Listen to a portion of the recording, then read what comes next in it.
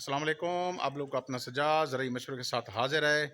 आज मैं आप काश्तकार हजरात को कपास की वैरायटियों के बारे में बताऊंगा कि ऐसी 8 वैरायटीज़ कौन सी हैं जो किसी नेमत से कम नहीं है ज़िम्मेदार के लिए, और उसके अलावा इस पाकिस्तान की मईशत के लिए भी नेमत से कम नहीं है। हमारे साइंसदानों ने दिन रात मेहनत करने के बाद ये जो 8 वैरायटीज़ तैयार की हैं, 8 इन्हीं वैरायटियों को तैयार करने पर कौम सारी ज़िंदगी इनकी मकरूज़ रहेगी, इन पर इनका कर्जा भी नहीं उतार सकती। जब बारिशें आती थीं तब ये होता था कि जड़ी बूटियां कपास के पौधों से, कपास की फसल से बिल्कुल ऊपर चली जाती थीं और कपास का पौधा नीचे दब के रह जाता था, और इसको कंट्रोल करने के लिए काश्तकारों का बहुत ज़्यादा खर्चा हो जाता था और मुनाफा कम रह जाता था। इसके साथ साथ फसल भी तबाह हो जाती थी, पेस्ट का अटैक भी बढ़ जाता था इस जड़ी बूटियों की वजह से। लेकिन इन 8 वैरायटी ने आकर इनका मसला हल कर दिया। आइए देखते हैं कि काश्तकारों वो 8 वैरायटीज़ कौन सी हैं, उनमें क्या ऐसी खसूसियात है कि जड़ी बूटियां भी कंट्रोल हो जाएंगी और भी बहुत सारे मसले पेस्ट के हैं वो भी हल हो जाएंगे। आइए आप लोगों को मुकम्मल तफसील बताते हैं। आइए किसान भाइयों, आपको चंद खसूसियात बताते हैं। इनको एक तो ट्रांसजीनिक वैरायटीज़ भी कहते हैं, ट्रिपल जीन वैरायटी भी कहते हैं। इनकी कौन कौन सी खसूसियात हैं, आइए एक एक करके आप लोगों को बताता हूँ मैं। नंबर 1, गुलाबी सुंडी के खिलाफ कुव्वत मदाफियत रखती हैं। नंबर 2, अच्छा झाड़ मारती हैं, इनकी शाखें अच्छी होती हैं। टिंडे का साइज बड़ा होता है। गर्मी बर्दाश्त करने की सलाहियत रखती हैं। पानी की कमी को बर्दाश्त करती हैं। कम पानी और कम खुराक लेती हैं।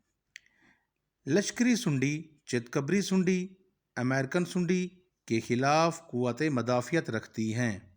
अब किसान भाइयों, इसके साथ साथ जो मैंने आपको जड़ी बूटियों का कहा था कि हमें जड़ी बूटियों का सबसे बड़ा मसला रहा है, अज़ल से रहा है, उसको ये कैसे कंट्रोल किया जाता है। जड़ी बूटियाँ जिन गिरोवर ने, जिन काश्तकारों ने ये वैरायटियाँ काश्त की हुई हैं, उनके लिए तो ये खुशखबरी है कि आप उन वैरायटियों के ऊपर जड़ी बूटियों को कंट्रोल करने के लिए ग्लाइफोसेट का स्प्रे भी कर सकते हैं। आप यकीन करें कि वाकई ये बहुत बड़ी नेमत से कम नहीं है।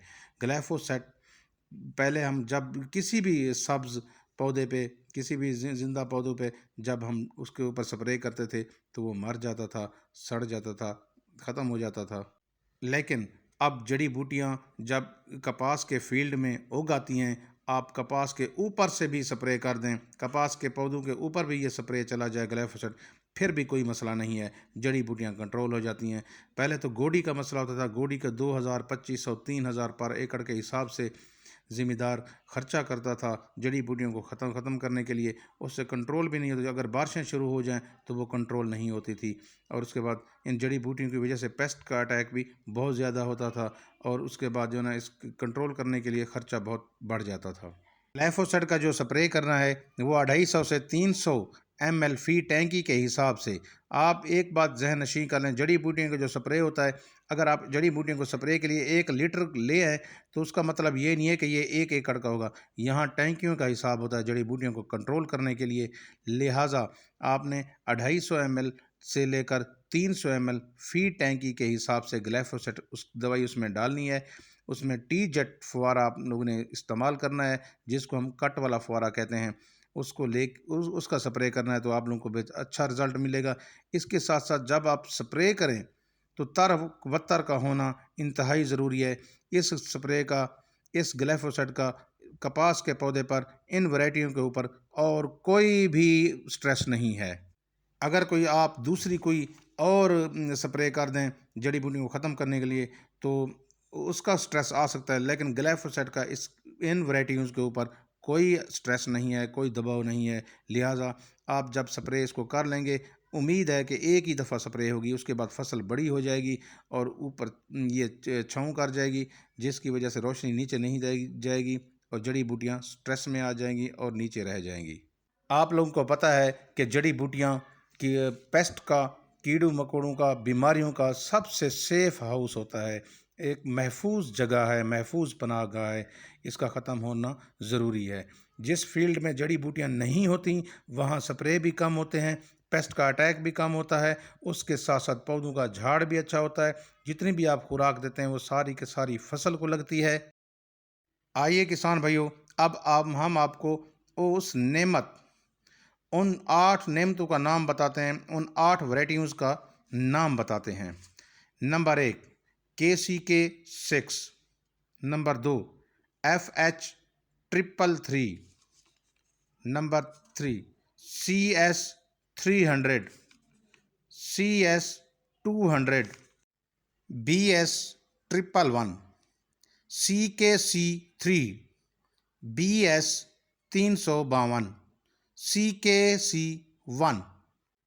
اب تقریباً فصل 45 سے 52 دن کی ہو چکی ہوگی۔ جن لوگوں نے 1 اپریل یعنی 1 اپریل سے 30 اپریل تک بجائی کی تھی، ان کاشتکاروں نے پودے سے پودے کا جو درمیانی فاصلہ رکھنا ہے وہ 12 انچ سے 15 انچ ہے، اور رو یعنی ایک لائن یا ایک کھیل اور دوسری کھیل کا جو فاصلہ ہے وہ تقریباً 2.5 فٹ کا انہوں نے رکھنا ہے۔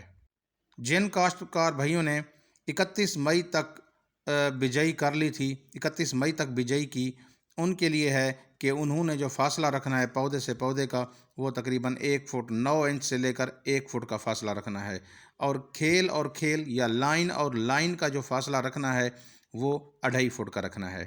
لازمی چھدرائی کرنی ہے، اس فاصلے کو ذہن میں رکھ کے آپ لوگوں نے چھدرائی کرنی ہے، یہ نہیں سوچنا کہ ہاں بھی پودے زیادہ ہوں گے تو پیداوار زیادہ ہوگی۔ امید ہے کسان بھائیوں آپ لوگوں کو سمجھ آ گئی ہوگی۔ اب مجھے دیجیے اجازت، اللہ حافظ۔